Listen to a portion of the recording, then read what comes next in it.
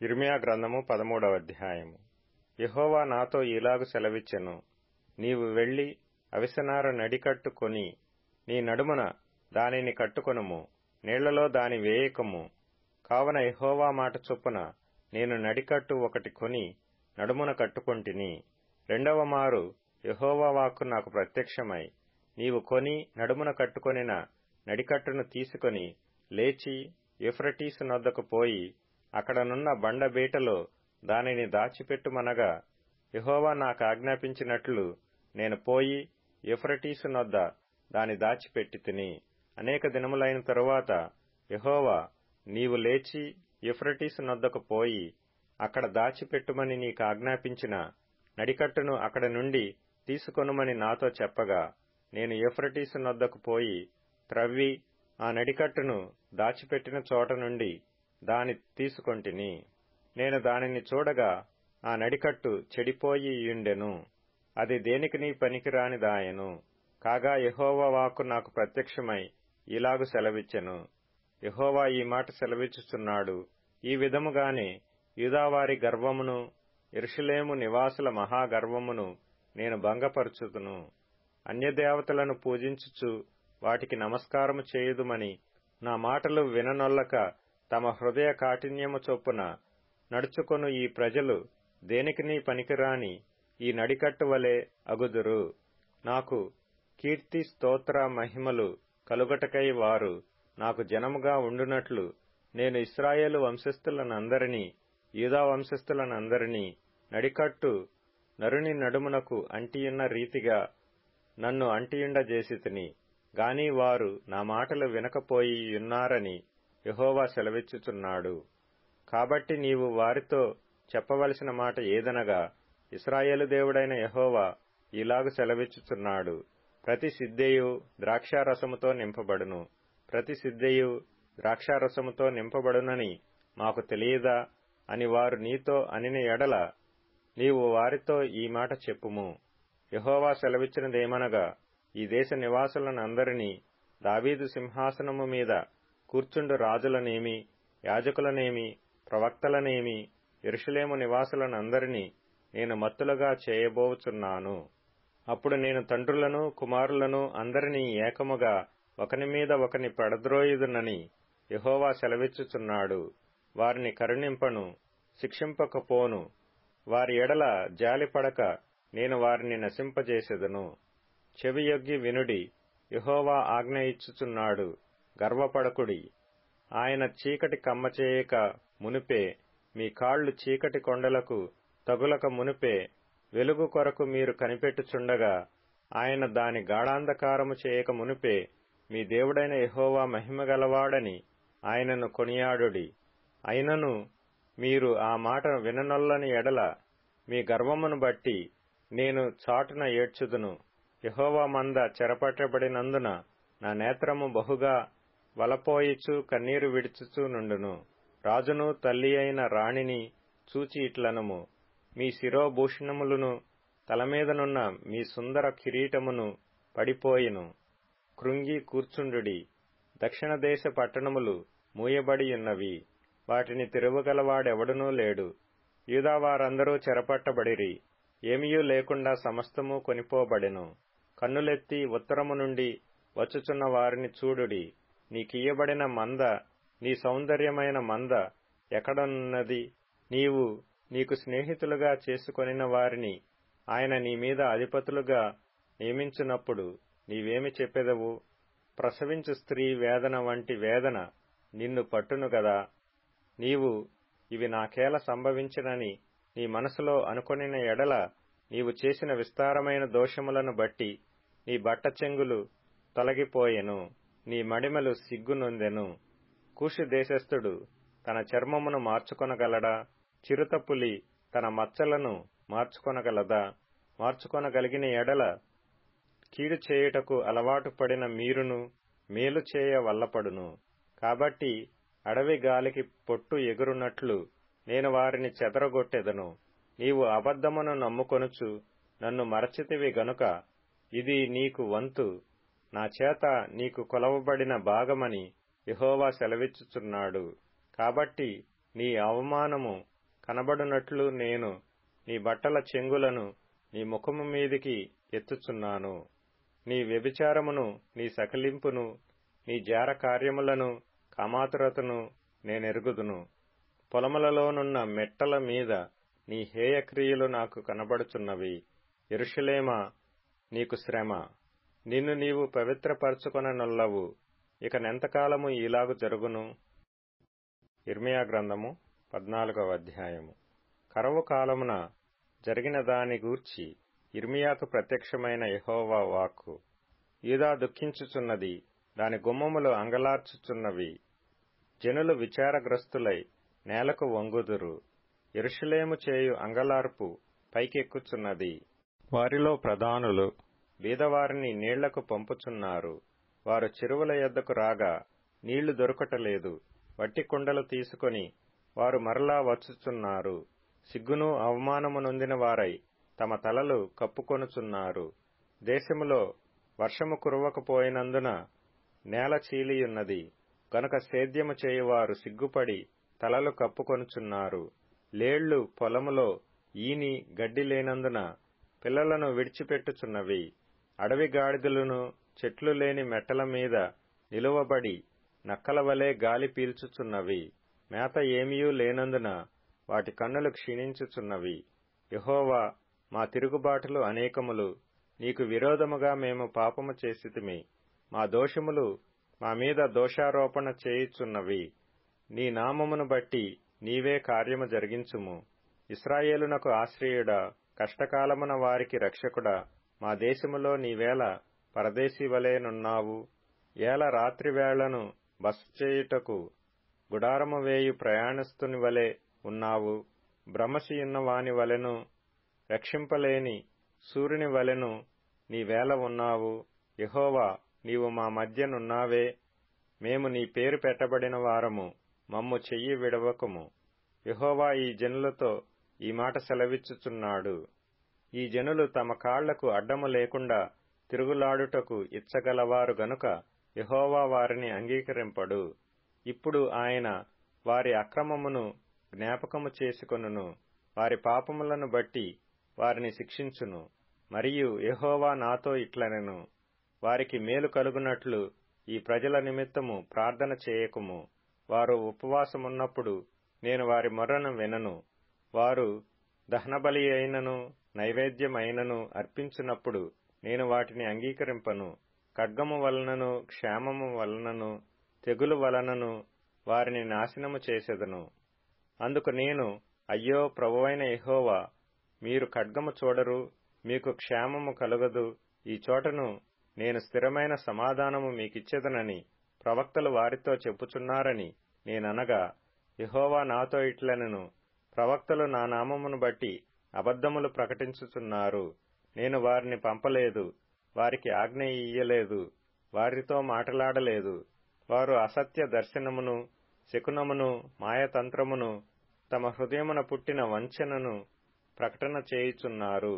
కావున నేను వారిని పంపకపోయినను నా నామమును బట్టి ఖడ్గమైనను క్షేమమైనను ఈ దేశంలోనికి రాదని చెప్పుచు అబద్ధ ప్రవచనములు ప్రకటించు ప్రవక్తలను గూర్చి యెహోవా ఇలాగు సెలవిచ్చుచున్నాడు.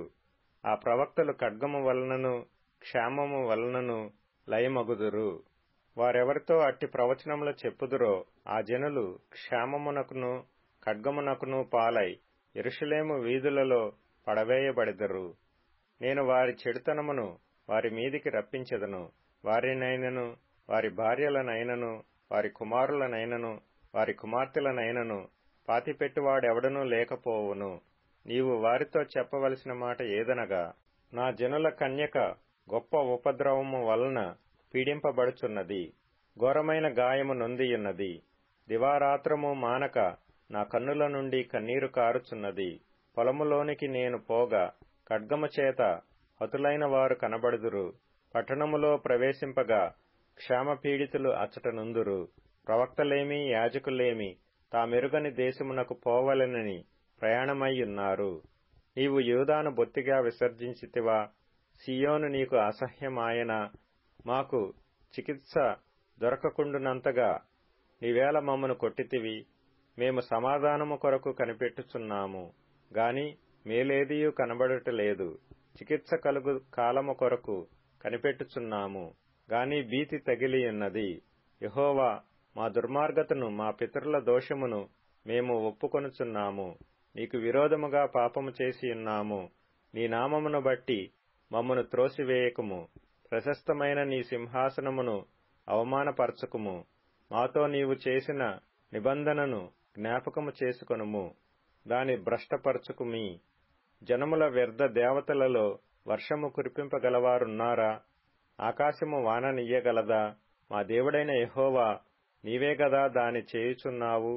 నీవే ఈ క్రియలన్నీయు చేయుచున్నావు. నీ కొరకే మేము కనిపెట్టుచున్నాము.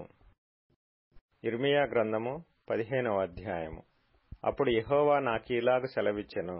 మోషేయు సమూయేలును నా ఎదుట నిలువబడినను ఈ ప్రజలను అంగీకరించుటకు నాకు మనస్సుండదు.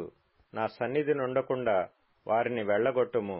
మేమెక్కడికి పోదుమని వారు నిన్నడిగిన ఎడల నీవు వారితో నిట్లనుము. యెహోవా ఈ మాట సెలవిచ్చుచున్నాడు. చావునకు నియమింపబడిన వారు చావునకును, ఖడ్గమునకు నియమింపబడిన వారు ఖడ్గమునకును, క్షేమమునకు నియమింపబడిన వారు క్షేమమునకును, చెరకు నియమింపబడిన వారు చెరకును పోవలెను.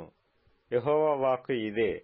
చంపుటకు ఖడ్గము, చీల్చుటకు కుక్కలు, తినివేయుటకును నాశనము చేయుటకును ఆకాశ పక్షులు, భూమృగములు అను ఈ 4 విధముల బాధలు వారికి నియమించియున్నాను.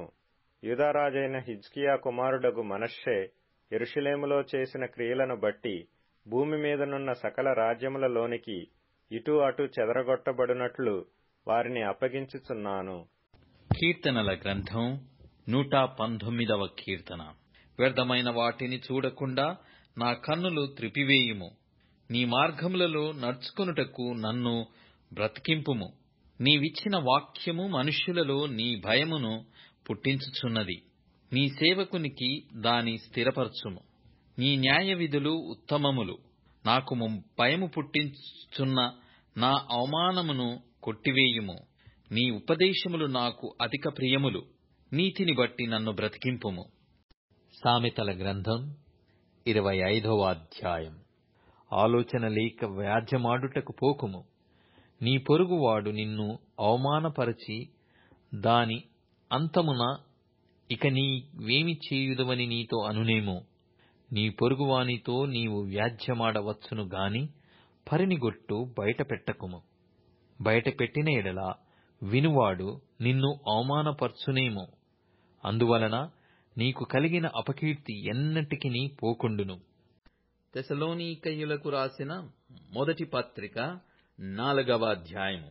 మెట్టుకు సహోదరులారా, మేము ప్రభువైన యేసు ద్వారా మీకిచ్చిన ఆజ్ఞను మీరెరుగుదురు.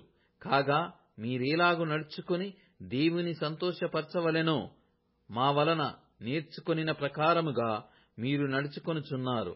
ఈ విషయములో మీరు అంతకంతకు అభివృద్ధి నొందవలెనని మిమ్మును వేడుకొని ప్రభువైన యేసునందు హెచ్చరించుచున్నాము. మీరు పరిశుద్ధులగుటయే, అనగా మీరు జారత్వమునకు దూరముగా ఉండుటయే దేవుని చిత్తము. మీలో ప్రతి వాడును దేవుని ఎరగని అన్యజనుల వలె కామాభిలాషయందు కాక పరిశుద్ధత యందును ఘనత యందును తన తన ఘటమును ఎట్లు కాపాడుకొనవలెనో అది మీరెరిగియుండుటయే దేవుని చిత్తము. ఈ విషయమందెవడును అతిక్రమించి తన సహోదరునికి మోసము చేయకుండవలెను. ఎందుకనగా మేము పూర్వము మీతో చెప్పి సాక్ష్యమిచ్చిన ప్రకారము ప్రభువు వీటన్నిటి విషయమై ప్రతిదండన చేయువాడు. పరిశుద్ధులగుటకే దేవుడు మనలను పిలిచెను గాని అపవిత్రులుగా ఉండుటకు పిలవలేదు. కాబట్టి ఉపేక్షించువాడు మనుష్యుని ఉపేక్షింపడు గాని మీకు తన పరిశుద్ధాత్మను అనుగ్రహించిన దేవునినే ఉపేక్షించుచున్నాడు. సహోదర ప్రేమను గూర్చి మీకు వ్రాయనక్కరలేదు. మీరు ఒకనినొకడు ప్రేమించుటకు దేవుని చేతనే నేర్పబడితిరి. అలాగునని మసిదోనియయందంతటా ఉన్న సహోదరులందరినీ మీరు ప్రేమించుచున్నారు.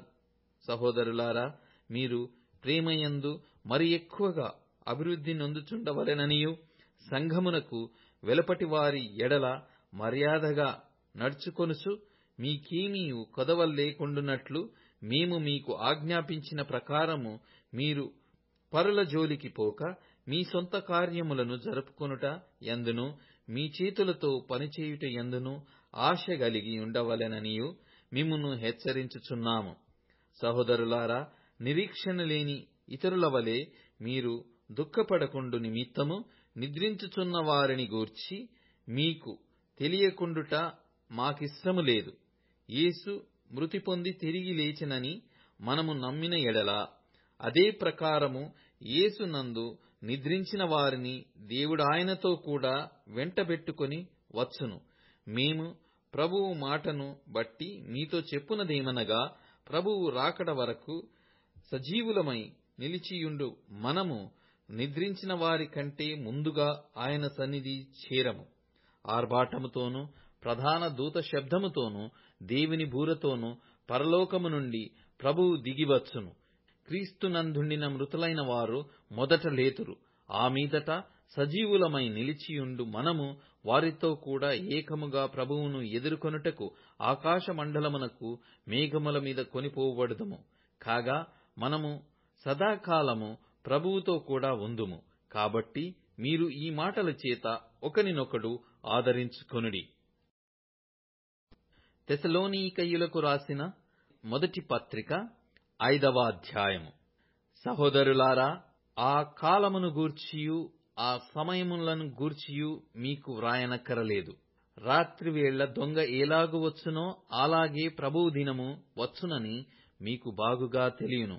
లోకులు నెమ్మదిగా ఉన్నది, భయమేమీయూ లేదని చెప్పుకొనుచుండగా గర్భిణీ స్త్రీకు ప్రసవ వేదన వచ్చునట్లు వారికి ఆకస్మికముగా నాశనము తటస్థించును గనుక వారెంత మాత్రమును తప్పించుకొనలేరు. సహోదరులారా, ఆ దినము దొంగవలె మీ మీదికి వచ్చుటకు మీరు చీకటిలో ఉన్నవారు కారు. మీరందరూ వెలుగు సంబంధులను పగటి సంబంధులనై ఉన్నారు. మనము రాత్రివారము కాము, చీకటి వారము కాము. కావున ఇతరుల వలె నిద్రపోక మెలకువగా ఉండి మత్తులము కాక యుందము. నిద్రపోవువారు రాత్రివేళ నిద్రపోవుదురు, మత్తుగా ఉండువారు రాత్రివేళ మత్తుగా ఉందురు.